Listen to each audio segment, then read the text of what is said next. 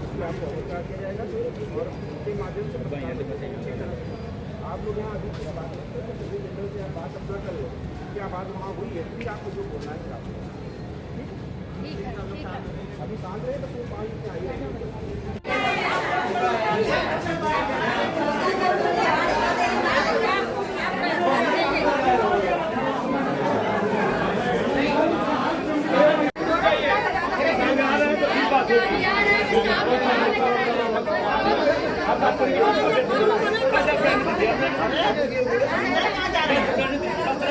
आप लोग वही रहिए।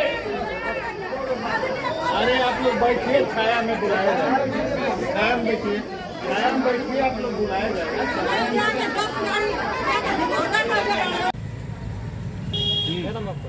मेरा नाम है कालिंदी भारद्वाज, प्रदेश सचिव।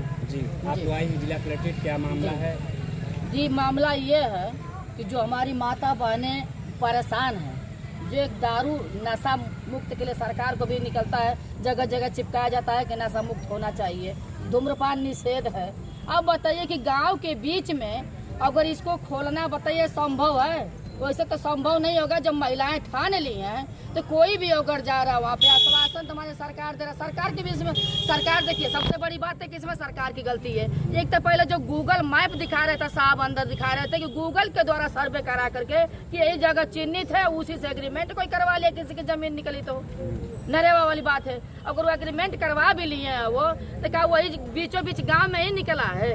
तो महिलाएं भी ठान ली हैं कि हम दुकान नहीं खोलने देंगे, पुरुष भी ठान लिए हैं। अब बताइए कि संविधान के द्वारा आपका देश चल रहा है तो संविधान बांटने के द्वारा, किताब बांटने की जो कि लेकर के आप बताइए कि दारू को बाटल खुलवाने के और दुकान खुलवाने के लिए जो कितना गिरी हुई सरकार है। जैसे बिहार में बंद हो गया था उसी तरह उत्तर प्रदेश में बंद होना चाहिए कि नहीं बंद हो? जैसे बिहार में बंद हुआ था वैसे उत्तर प्रदेश में बंद होना चाहिए, जरूर बंद होना चाहिए। आवाज जो बताइए माननीय मुख्यमंत्री साहब, आपको शर्म आनी चाहिए कि बताइए कि आप बताइए कमीशन ले करके आप कितने बताइए देश को बर्बाद करेंगे। देश को तो बेच डाले, चंदा चोरी से लेके वोट चोरी से लेके बेच डाले आप बताइए कि क्या चाह रहे हैं कि घर में बीवी बच्चे भी नहीं रहे?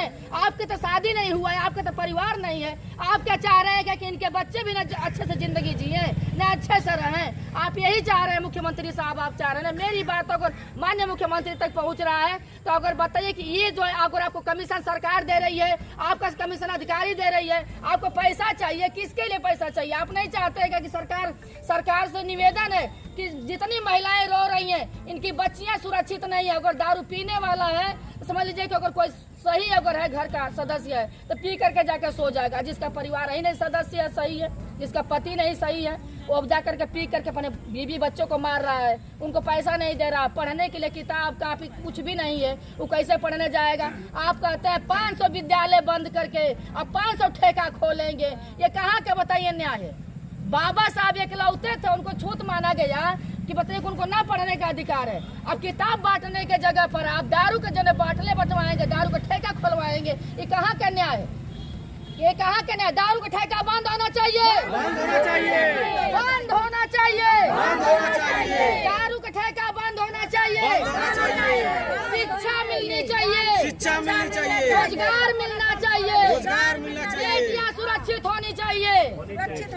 बहुत बहुत धन्यवाद मीडिया भाई। अब माननीय योगी जी का, माननीय मोदी जी। मेरा नाम श्याम मनोहर हिटलर विश्वकर्मा है और आज हम लोग लरेवा ग्राम सभा में शराब ठेका जो खुल रहा है उसके खिलाफ एडीएम साहब ने हम लोगों को वार्ता करने के लिए बुलाया और हम लोग एडीएम साहब से बात भी की।